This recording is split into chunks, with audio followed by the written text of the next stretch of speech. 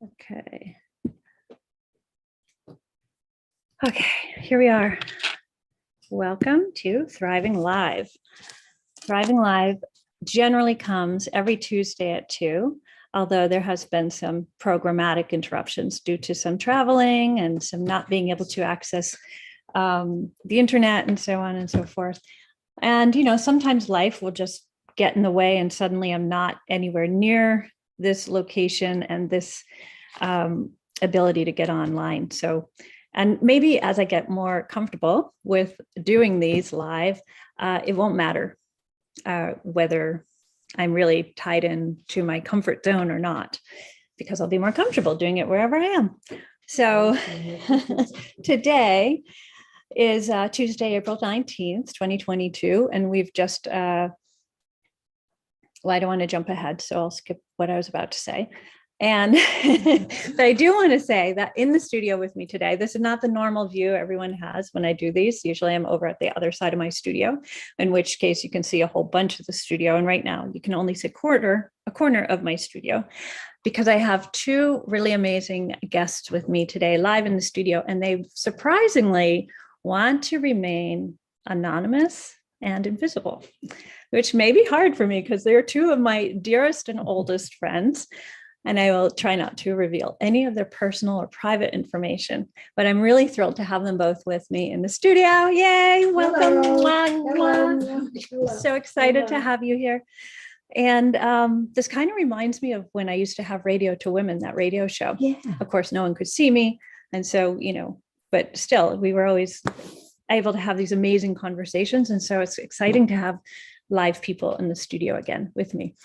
So, as some of you know who've been tracking the Thriving Live series, I always like to begin with a pleasure first, and then generally, and that's just usually like a nice grounding, like setting aside what was going on before in our day, and then coming into our present, into our bodies particularly, and kind of just settling in. And then I usually have maybe a topic or a theme, or if someone comes in and they want some free coaching on something, I'm totally down for that. I'm here for that. It gives me so much pleasure to assist people to find the answers that they actually, I know, always have within them. And they get to discover how exciting that is to find that within themselves. So maybe that'll happen today. I never know what's going to happen on the show. And after that, we'd usually do sort of a kind of a review or recap, or like, what did you, what's your takeaway from this session? And if we were coaching, if you were a client of mine, then we would talk about what home play you might have, what kind of action you might take, and so on. But we're not really doing a full-on coaching session. We're just sort of playing with ideas and having a chat with two of my dearest friends, which is like really exciting. Who knows what that'll be like? So I will start with pleasure first. And so to begin, I just invite you all to feel your seat being supported by whatever it is you're sitting on. It could be a chair, it could be your bed, it could be the sofa, it could be a bouncy ball, it could also be standing. So just notice where you're feeling supported. And feel the weight moving down into those support bones of your feet, or the bones of your sit bones, your pelvis floor, and allowing the weight to really settle into that, knowing that you are fully held and in this moment fully safe, and arriving here right now, letting go of all of whatever was happening ahead of this session. Busyness, all of those things, to-do lists. We can just, for now, put them aside and feel the weight within our bodies, pressing into and meeting the support of the floor or the chair. Noticing your breath, not changing it at all, just noticing. Noticing if you can hear or feel your heartbeat. Noticing if you might be rocking forward and back with the beat of your heart, the flow of your blood. Just getting present with the inside of you.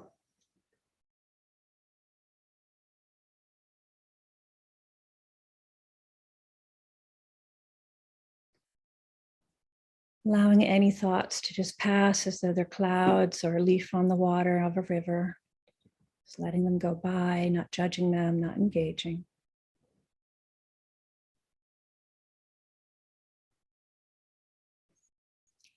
And because pleasure comes in all forms, today I'm going to talk about or share with you the pleasure of touch in a very simple way. So I invite you to just bring your fingertips as light, as close to your forehead as possible, without necessarily touching it, just sort of down the center line. You might even feel the down of your skin, the downy hairs on your skin, and just slowly, so slowly move your fingers down across your face. I'm doing it in a single line, but it might also be really nice to have your whole hands, all of your fingers, dropping very slowly, so slow across the surface of your face. And again, just noticing. Are you noticing the temperature of your fingertips or the tickliness of not touching your skin? Notice what feels good. Maybe it's also coming down across your collarbones, across your chest. And noticing if there are places that are like, oh, that's really nice, or oh, that's so soft, or whether you might even perceive a reaching out from within, like a reaching out for more, like if it could, your inside being could say, wait, stop, stay right there, that's so good. And allowing yourself to indulge that little desire that might show up.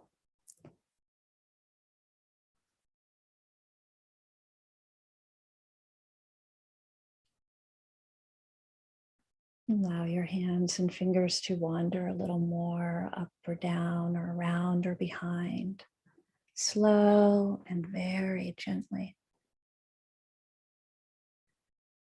You can go up and back across your scalp,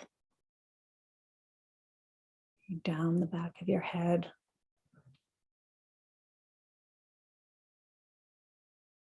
down your neck and shoulders.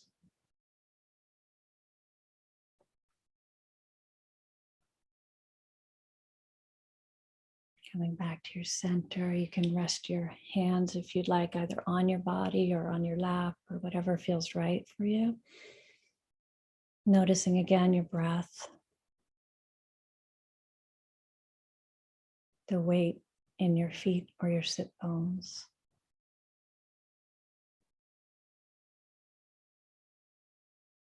When you feel ready, you can take a deep breath in.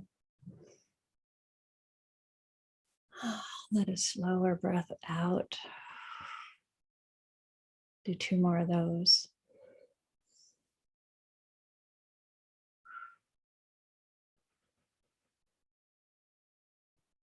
One more.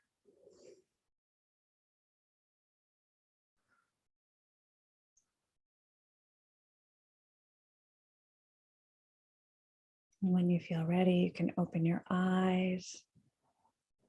Kind of give yourself any kind of little movement that you might desire. Maybe you need to rotate your hips or your shoulders or your head, anything. And now Notice what you're more aware of now than you were before. And since I have two live guests in the studio, I'm going to ask them what their experience was. What do you notice more now about yourself than before? Definitely am more in my body, connected to in my body, in an interior way, rather than just sitting here. I've gone deep within. Feels good. Feels good. Yeah. Thank you. The first thing I noticed was not in my body, it was just all around me. The brightness of all of the colors was amplified. When you came back out? Mhm. Ah, wow.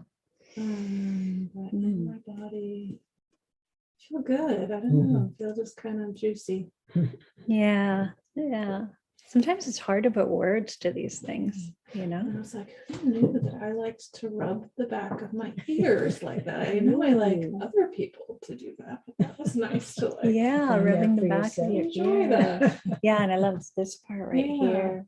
And this was feeling really good right across here, just so like slowing down that much. Mhm. And I could really feel myself rocking in the Mhm. beginning before we Mhm. started touching the light touch thing. And that was just beautiful, just noticing that Mhm. rocking feeling. As we got more deeply into it, I started feeling my heart beating, which has happened before to me, but it's an extraordinary feeling because you're just generally not connected to your heart beating. It does it on its own.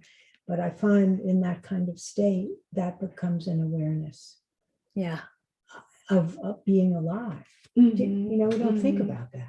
I'm Yeah. alive and my heart is beating and I don't have to tell it to beat. It just does it It does it, automatically. yeah.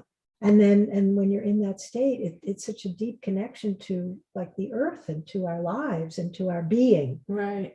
In a comforting way. in a very Very comforting rhythmic. way. It's there and it's Yeah. always there, we hope. It's there for as But long you as we are can't call it, here. you can't say, I'm going to listen to my heart. Do you know what I Mm-mm. mean? It's like, it's as if everything has to drop away in order to allow that resonance to come forward. Mhm. Beautiful, thank you. Thank you. Thank you for both participating. So I often find too that once we do that, then where we go next has a different quality to Yeah, it, a different absolutely. connection that we feel to ourselves or to the earth, like you said, or to each other even, because we just shared this really beautiful moment of silence and experience. So I'm checking my notes because I often get off track because, these are exciting things going on here.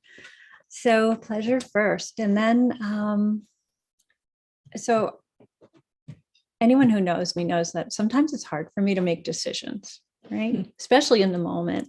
I'll be like, should we talk about gratitude or should we talk about thriving? And initially I wrote down thriving because two of us in this little trio here participated in our very first Seder Passover Seder on Sunday, which was remarkable and fun and such a beautiful, beautiful ceremony and meal at once. And having been in the way we grew up, in my family anyway, we never brought ceremony into the home really. I mean, we would maybe say blessing before a prayer before eating Easter meal or something, but it wasn't, the ceremony always took place like at the church. If any of us actually went to church, some of us did, but a lot of us in my family did not. So it was really amazing to have all those hours of both ceremony and tradition and so on. And there was something in the Haggadah. We listened to a little YouTube clip that showed all these different ways that people say this word. It's a million different ways. It's like Yiddish. So the Haggadah, whatever we want to call it, was that they provided was this Northern Virginia Reconstructionist community. Pesach.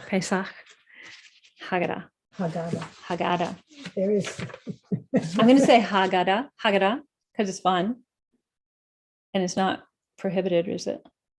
God will not strike you down. Right. And you will say it.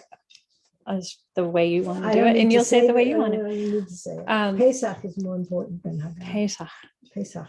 Pesach. So there was one part in here that was on Miriam's cup, and it mentioned thriving and surviving. So I figured that would be a good thing to put in here.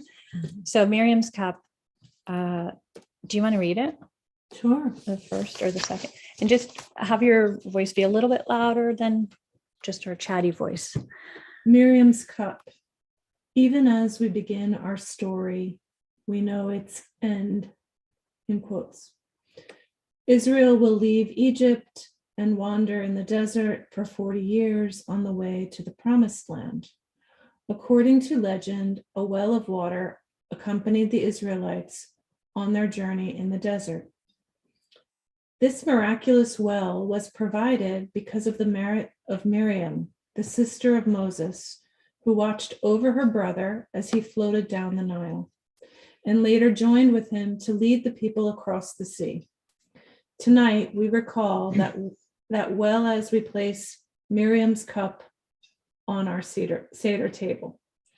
Miriam is associated with the ongoing redemption and healing represented by water in the desert. Miriam's cup reminds us that there is a sustaining presence that enables us to thrive, not just survive. Yeah, so I thought that was really an incredible, beautiful thing to have in here. And then on the next page, we noticed, and in real life at the Seder, that there was an orange in the middle of the Seder plate. Yeah. And so I wondered if you would read this part, Happily. since we have a few feminists in this group. The orange. The orange on the Seder plate has achieved mainstream status. Its origins are shrouded in the mythic mists of the 1980s. According to one tale, a woman who spoke on women in the rabbinate and the equalization of other forums was rebuked by a man who said, "Women belong on the bima like an orange belongs on the Seder plate." Thus, placing the orange became an assertion of Jewish women's liberation and equality. The person who then actually brought the orange into the Seder was Susanna Heschel. The orange has come to stand for the freedom and equality of women in Jewish life, and implicitly of how the achievement of that freedom is already changing Jewish practice. The orange also, as the only fruit on the plate, the other items on the plate are bitter herbs and sweet herbs to remind us of the bitterness and the sweetness of being slaves and then finding freedom. The orange symbolizes its own advent and all creative change because it carries within itself the seeds of its own future, as Torah, which is the Jewish book of law, carries within itself the seeds of change. So it's a very important message. We don't, in my family, I'm going to read that next year unless I'm in Paris, but I'll read it anyway. Because it's very important, the inclusion of women, because there isn't a lot of it all of it was written by men. And so it's very important. Thank you for that. Yeah, so when you're, so go ahead.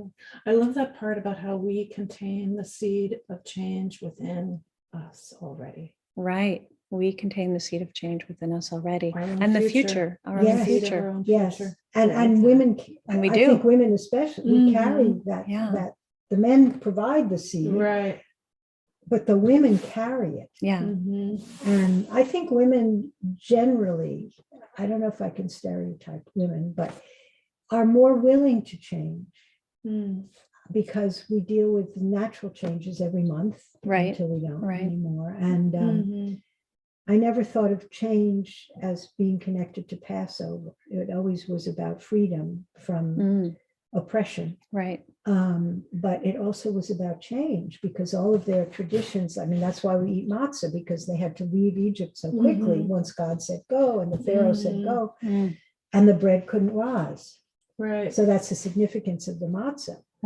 And so ever since then, we've eaten matzah at Passover. Some people eat it all year round, but it is a symbol of fleeing, of energy, and that they at least had something to eat, Mhm. you know, but it was an altered thing because they always used to eat pita or whatever Right. bread that they had. So that's a wonderful Mm. thing to remember. And So the Miriam- orange hasn't been on your Seder plate yet. No, but it will be Starting next year. Yeah, Awesome. yeah. And we have a lot of, I mean, all of my aunt's grandchildren there are 4 girls, 4 young Mm. women. So this will be really powerful Yeah. for them, for Yeah. all of them, for Yeah. everyone. Yeah, so I Yeah, love and that. I guess Beautiful. transformation and change Yes. is a freedom, right? A Totally. freedom to be able to transform, manifest, make, create. Creation is a freedom. That's right. Mm. And also to accept the unknown. I mean, there Mhm. they left Egypt, you know, and Not suddenly knowing what weren't they would slaves, and find. there was Yeah. a not Mhm. knowing, Right. you know, an unknowing and unknowable, as we Yes. say in Costa Rica, and an unknown and an unknowing. And I think in life there's always somewhat of an unknowing. Mhm. Yeah. Yeah. I think it was in Miriam's cup where we read that there's the water is there to remind us that we're sustained Yes, and that we can thrive. And Yes. it's almost like you need these two reminders that, Yes. that there's an unknowing and transformation and change is going to happen. But often, I was going to say we forget, I should say I forget, that there's also a well of something that's sustaining me. Yes. And I can trust that Yes. and I can rest into that. that's right. And I Mm. think also a resourcefulness that we carry with us all the time, and that we forget we can make choices and we will be sustained because we have the ability to exist and change within us. All of those things, all of those components. So let's do a little, we could do it as a triad. Usually it would be a dyad, but we can do it as a triad. There are 2 instructions. I'll say them to you. You just give me the answer, first thing that comes to mind, to the first question. And if I understand it, I'll say thank you. If I don't, I'll ask for, clarify that. I'll just keep it really simple. Once I understand it, I'll say thank you. And Okay. I'll give you the second instruction. Okay. We do the same thing. And then you'll give those 2 instructions to our other secret guest. I'm not using names so far. That's So very good. So You far, haven't so good. slipped. Yeah. And then you'll do the same. And when you understand what she says, you'll say thank you or clarify that. And then you'll say them to Okay. me, and we'll just do it a few times. And I know that your time's a little bit short, so we'll just do it like maybe 2 or 3 times at the most. Okay. And then we'll close up for today. And I think that'll be really fun. Okay, cool. Okay, so Yeah. the instruction is, Okay. tell me what thriving is to you. And this is just first thing that comes to mind. It's not like an intellectual, I got to come up with the perfect answer. Okay. Not at all. And are you looking for one word or a sentence or either? It could be a word, it could be a sentence, it could be even a body sensation you're aware of. Like when I ask that give that instruction, tell me something about thriving. Yes. You'd be like, oh, I feel it this way. Uh-huh. Like however it shows up, body, sensation, an image, a word, a thought, Uh-huh. or an emotion. Thriving. Jumping for joy. Thank you. Tell me what thriving is not.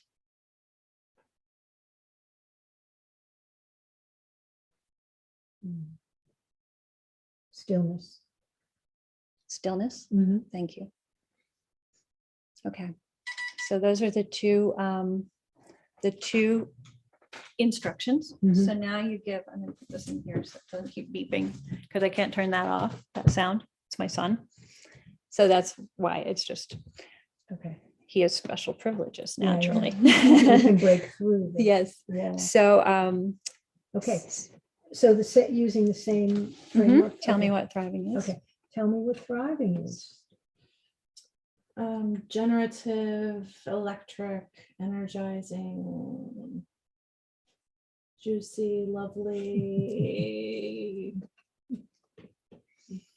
fun. Like it's cool. It's Thank you. yeah. And what is thriving not? Inertness, stuckness, unwillingness, holding on, grasping. Mm.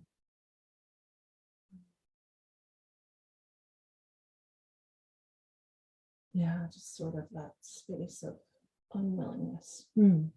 Thank you. What is thriving? Tell me what thriving is.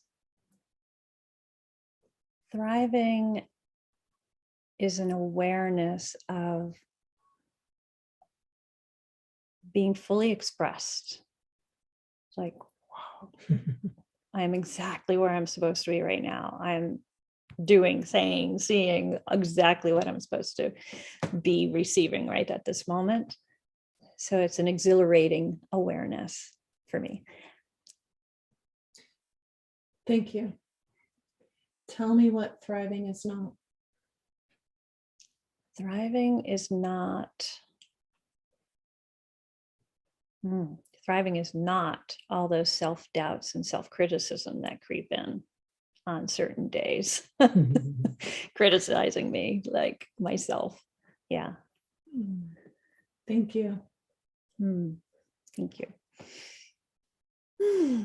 Dear friend. Yes. So I want to friend, say your back. name. Guess number Dear one. And guess nameless number two. friend. Yes. Tell me what thriving is.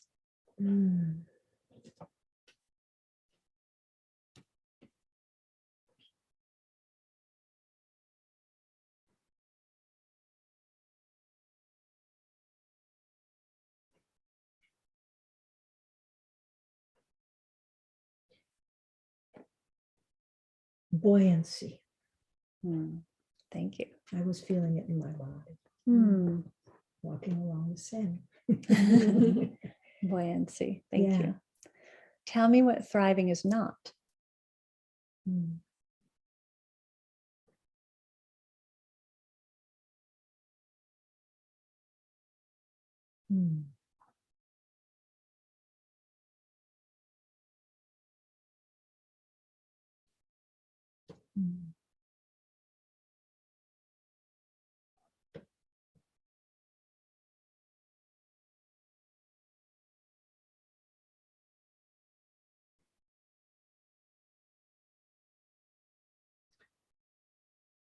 Light-filled, luminous.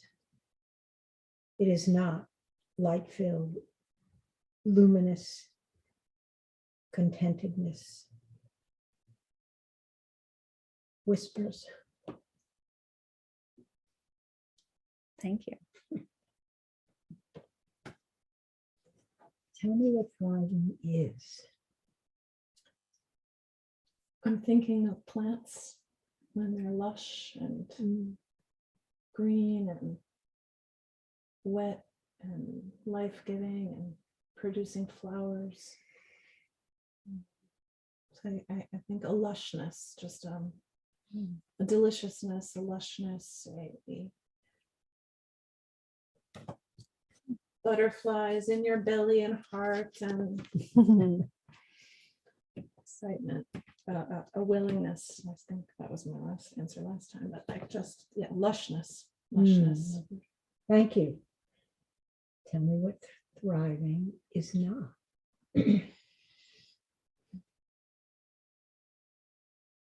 Moving through life like a zombie, Walking Dead. I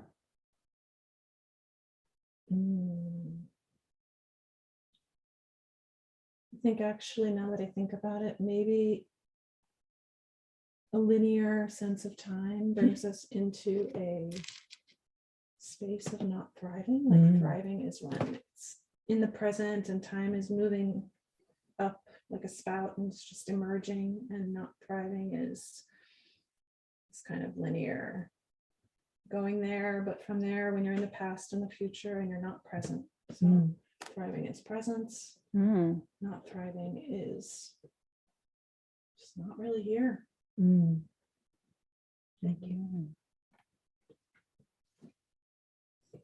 Tell me what thriving is. Thriving is, well, I'm feeling it as an experience, the experience of like going out into like a really warm rainstorm, like when you go out and it's just pouring and you just get to feel like all of that rain on your body and just be like, oh, this is the sensation of thriving for me. And that doesn't really, I can't really find a way to translate that into words or a sentence, but that image of just being like, yes, yes, yes. I feel most alive in situations like that. So thriving feels intensely alive. Thank you. Can you tell me what thriving is not?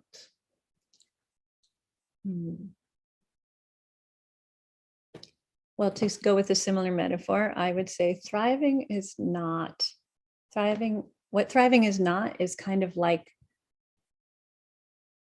standing in a puddle and feeling the puddle water soak into your boots.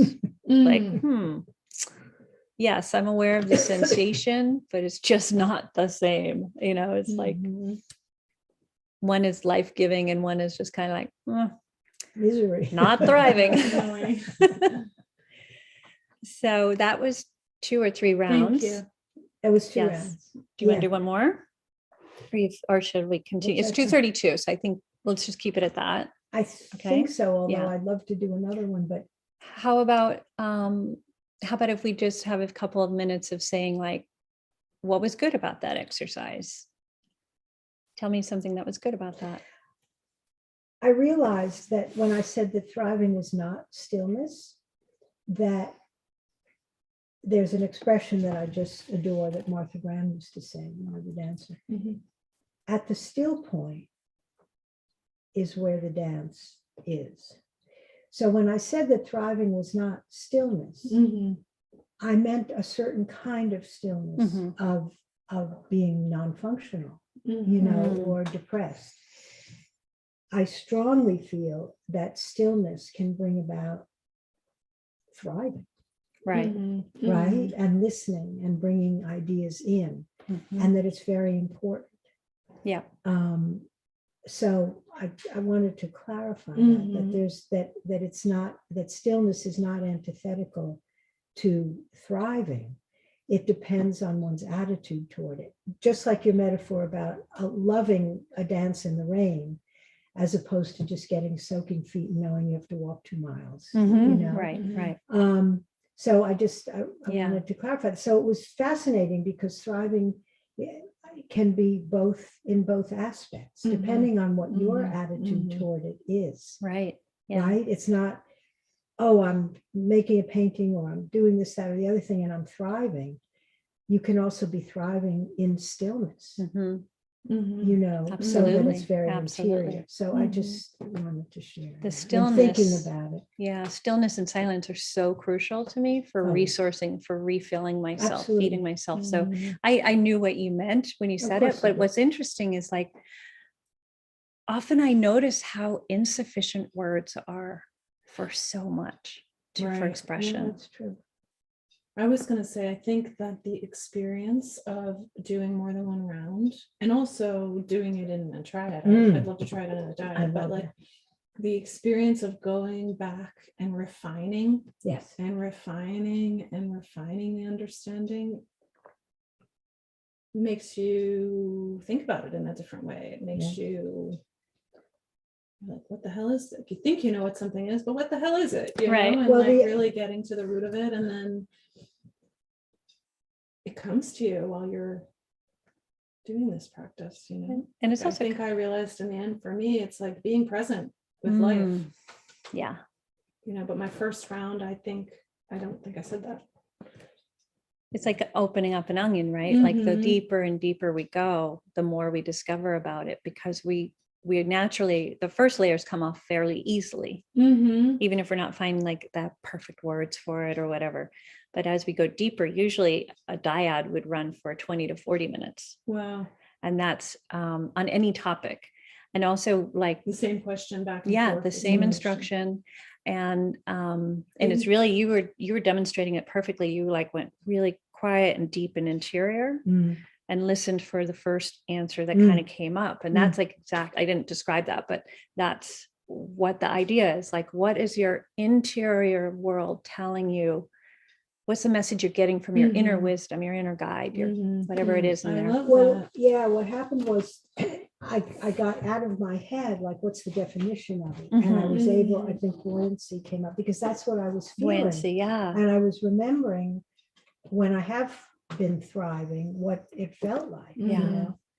It's a very different energy than the stillness that one feels, but you can still be thriving Yeah. in that. So Also, this think is a this- great, go ahead. I was going to say, I think this would be a really amazing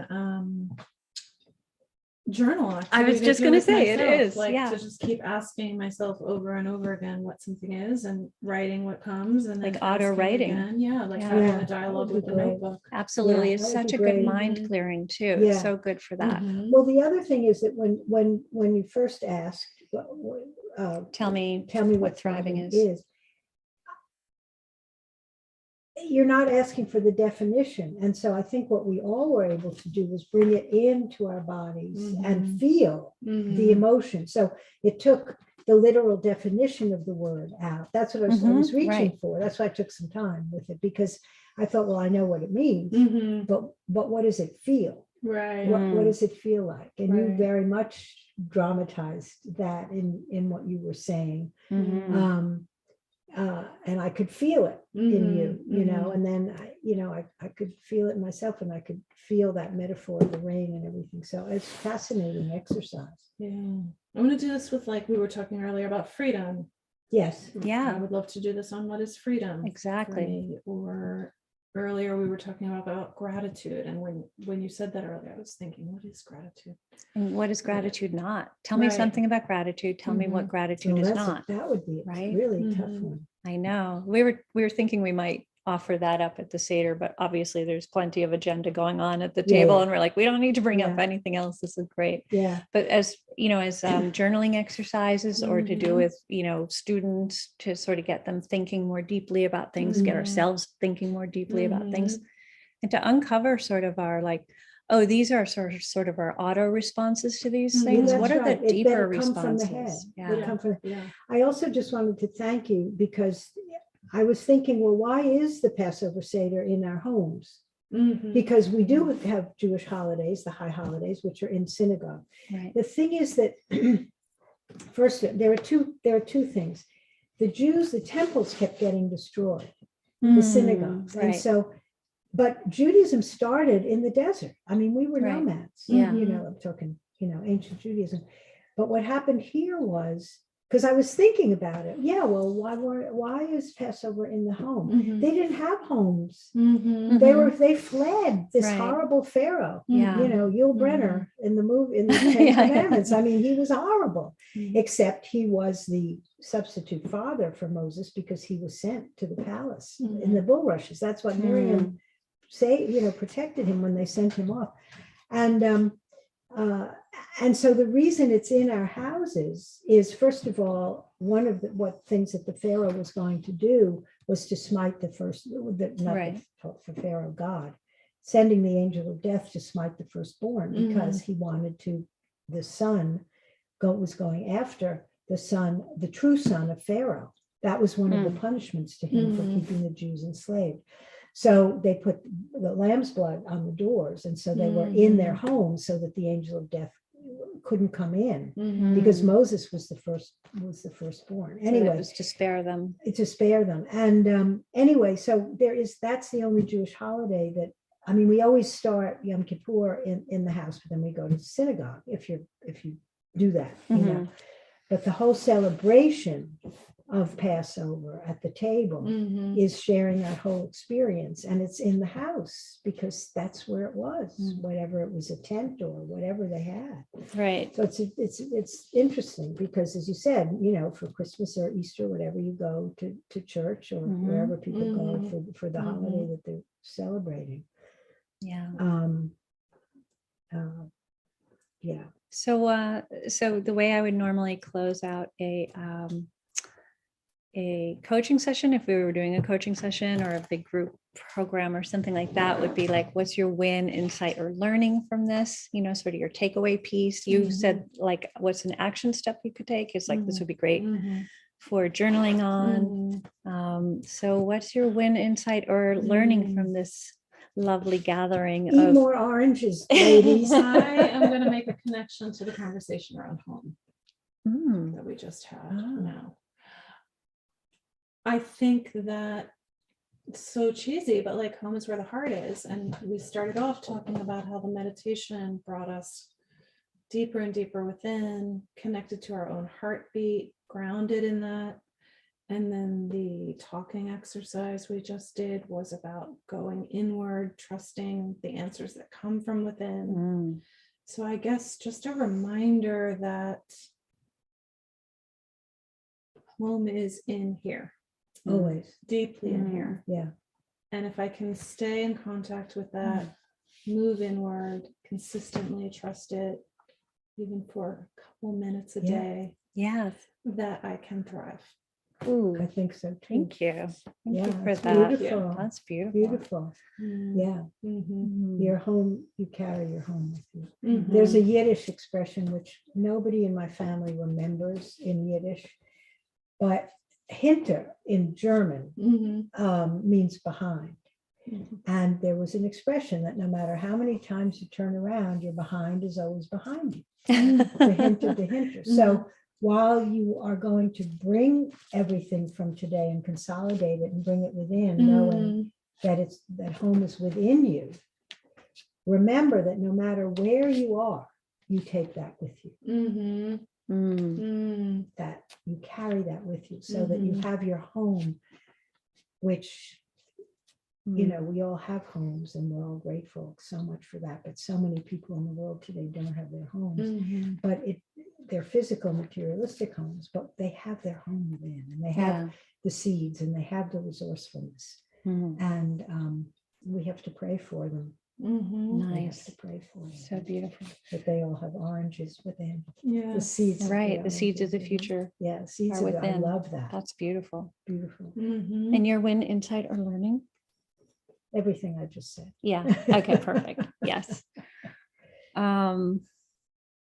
Well, I think I know I can amend that. I think thinking about what words mean from an interior place and how they reflect emotion, Mhm. because I think we forget that. Mhm. I think I do, that words are something outside of us, mm. but the words are within, Mhm. you know. And are you And speaking about words in particular or knowledge? no, the I'm speaking answers? about individual words, Language you and know, words, the yeah. voices and language and the ancestors. Like you're Mhm. saying, trust what you hear from within. And Yeah. Yeah. Yeah, that Mhm. language, you know, the first language was the cave drawings. Mhm. It was the Mhm. language of art, Mhm. and that's what we all are about. Our little Mhm. triad Mhm. I today, know we have. and that is that's where spirit is. And so Mhm. it's not always about words. It's about the Mhm. stillness and what comes to us and the Mhm. emotions that are connected and Right. our creativity And the meaning and the meaning. that we make out of That's things. right. Or That's- create out Or of things. symbols or metaphors of Mhm. feeling. Right. So much of life is about feeling, and yet I think we get caught up in words, especially if we teach ESL, right? It's words, it's that language. But the first language was on the walls of caves. Mhm. Mhm. Yeah. And that's art. That's the message of the future. That's what they were doing. So it wasn't about words, and it was music, it was spirit, Mhm. language. you Yeah. know? Coming through Yeah. all of Thank the you, different ways. Gabrielle. Thank you You're so much. welcome. for- Such a treat Oh, to I said have. You your can say name. my name. And thank you, guest number 1 or 2. Guest number 1 or 2. Such a treat to have two amazing artists and dedicated dedicated to their art, to their creativity, to their educational realms, professions that they have both had. I won't say any more about that. And they're amazing. I mean, it's just such a treat to be with you both all the time, Thank you every for time. inviting And then us. what a treat to have you here. Yeah, So, thank you for sharing this space and Yeah. thriving. Thank Yeah. you. Together. Thank you. So We if have anyone, thrived. I feel like my cheeks are jumping. your cheeks are jumping. So thank you, anyone and everyone who joined in either on YouTube or in Zoomland. And feel free to write, comment, share your thoughts. We would love to hear them. And thank you and A goodbye. bientôt. A bientôt. Ciao. Ciao. Ciao, Bella. Ciao. Ciao, ciao, ciao. Parmigiano. What time you getting out? Bum, bum, bum, bum. Are we off? Not quite. Okay. So did you do that on Zoom or on Facebook Live or on? Soon.